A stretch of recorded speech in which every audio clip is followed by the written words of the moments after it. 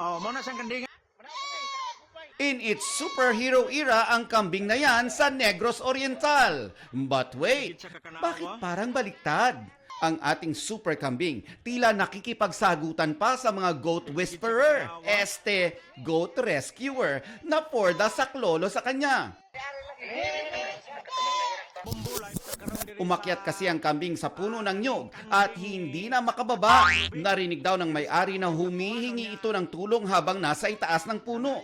Kaya tumawag sila ng barangay na mabilis na pinuntahan ang stranded na kambing. Dahan-dahan nila itong inakyat at tinalian para maibaba mula sa puno.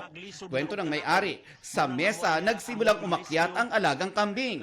Shook sila na pati puno ng nyog aakyatin ito. Baka raw on a mission ang kambing na maghanap ng sariwang damo.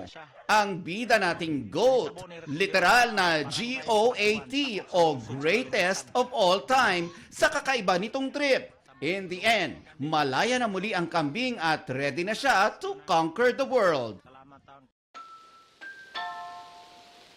Ano ang mga namana mo sa iyong ina? Yung pagiging loyal, yung pagiging masiyahin. Sa tahanan kung saan una tayo nagkakaroon ng kamalayan, kadalasang una nating natututuhan ang nakikita natin sa ating mga magulang. Pero hindi lang yan ang namamana natin, kundi pati ang mga nakaugali ang masasabi mong anak ka nga ng nanay mo. Yung bigla-biglang nagagalit.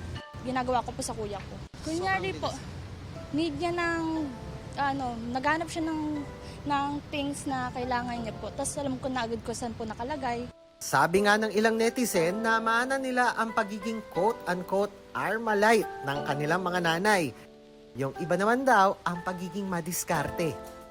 Si Erica, ang paraan daw ng panenermo ng kanyang ina ang namana. Sabi ng mga kapatid ko, parang kung si mama, naaalala ko siya and then na-realize ko na tama naman pala yung mga sinasabi niya sa amin dati. Ayon sa life coach na si Nathaniel Chua, bukod sa lukso ng dugo, ilan sa pwedeng magpaliwanag sa fenomeno na ito ang likas na kagustuhan nating mga tao bilang social creatures na mapabilang o mabilong.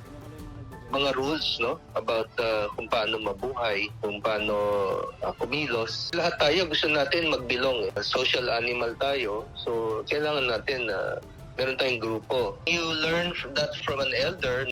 May ibang kaugalian din na nagsisilbing magandang alaala o palatandaan ng dapat o hindi dapat gawin, na syempre ang unang nagturo ang ating mga ina.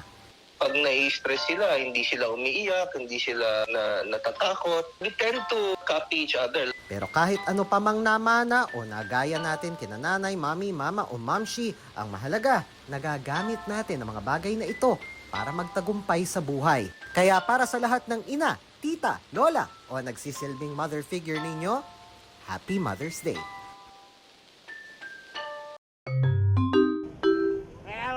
Ika nga ng mga Pinoy, asarin mo na ang lasing, huwag lang ang bagong gising. Kaya ayan, for the maktol ang fur baby ng Coronadal na si Brownie.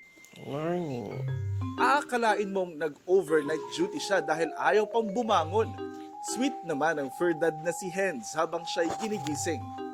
Sinulit talaga ni Brownie ang kanyang day off ngayong weekend at Gina G na nagpagulong-gulong sa higaan at nagpapulupot pa sa kumot. Happy ending naman para sa kanya dahil ang extended sleepcation niya with matching hele pa from fur dad.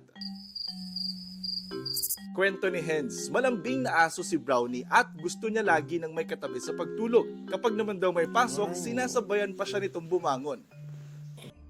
Instant obstacle course naman ang ganap ng mga Persian cutings na nagpapahinga sa hagdan. Napasabak tuloy sa ninja moves ang kanilang fur dad. Iilid lang ako mga boss ha. Ito to, ang hirap po ba? Literal na show them who's the boss dahil ang fur dad ang nag-adjust para sa kanila. Ayon sa kanilang fur mom na si Niña Lianeta, nasa 14 na Persian cats ang inaalagaan nila. Ay, salamat. Tapos din,